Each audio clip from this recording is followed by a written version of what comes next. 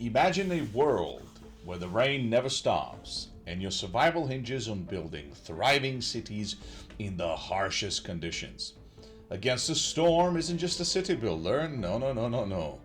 It's a masterclass in blending genres, delivering game loop that feels fresh every time you dive in. Combining the strategic depth of city management with the unpredictability of roguelike mechanics, it challenges you to adapt, experiment, and overcome. Every decision you make feels meaningful, every choice carries weight, and no two playthroughs are ever the same. But what makes this game so captivating? Well, the first strength of the game is definitely its art style and its incredible music and sound design. These three elements don't just contribute to world building, but create an immersive, atmospheric experience.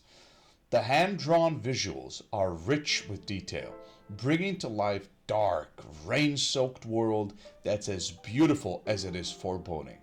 Each biome you explore has a distinct visual identity, from the eerie glow of the marshlands to the vibrant but treacherous scarlet trees of the coral forest.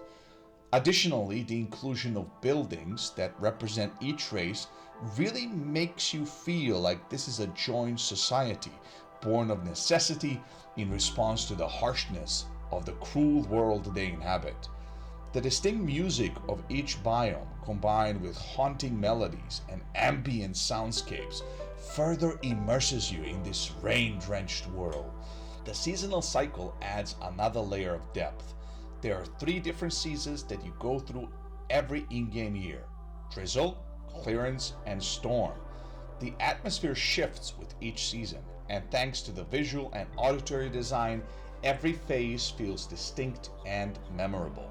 Now let's talk about the gameplay, and oh boy, is there a lot to unpack here. The premise starts simple. You begin on the main map with the smoldering city at the very center. From there, you're free to expand in any direction. You'll encounter modifiers that can either help or hinder you, depending on where you choose to place your settlement. These modifiers also grant extra boons, if they're positive ones, and resources if you succeed, if they're negative ones. The ultimate goal is to reach the seals scattered across the map, beat the special map challenges tied to them, and extend the cycle, unlocking new areas and introducing new seals further out. While on the main map, you'll interact with the smoldering city itself. As you progress through the game, you'll add more buildings to this hub, unlocking improvements that cost resources earned from each successful settlement. The city also serves as your home base, where you'll meet Aunt Lori, an NPC who provides information, lore, and a bit of personality to the game's otherwise grim setting. Before starting a settlement, you're given a choice of which races and starting resources to bring. Once in the settlement, you'll begin in one large glade and must expand by cutting through the forest. This uncovers both small glades and dangerous ones. Each dangerous glade contains at least one event you must resolve, either by providing resources or completing a task.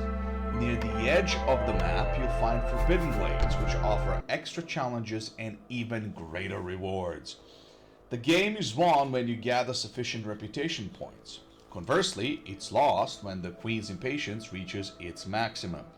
Impatience naturally ticks at a steady rate, while reputation is earned by keeping your citizens happy, completing events, and fulfilling work orders. This delicate balancing act keeps the tension high, ensuring you're always on your toes. Additionally, you will have to manage hostility, which is added by the years passed, the number of villagers, or even the number of woodcutters that you currently have. Stop making the forest mad, yo! There are ways to reduce the hostility, however. You can sacrifice the fuel at the hearth, which is an upgradable building, by the way, like most things in this game, or you can complete various events and gather cornerstones that allow you to do that. What takes the seemingly simple gameplay loop to the next level is the sheer variety of choices. There are over 100 buildings in the game, ranging from resource production and food processing to housing and service structures. Each time you start a settlement, you choose from a different set of buildings, adding an element of randomness that keeps things exciting. On top of that, each biome introduces unique mechanics, events, and environmental challenges.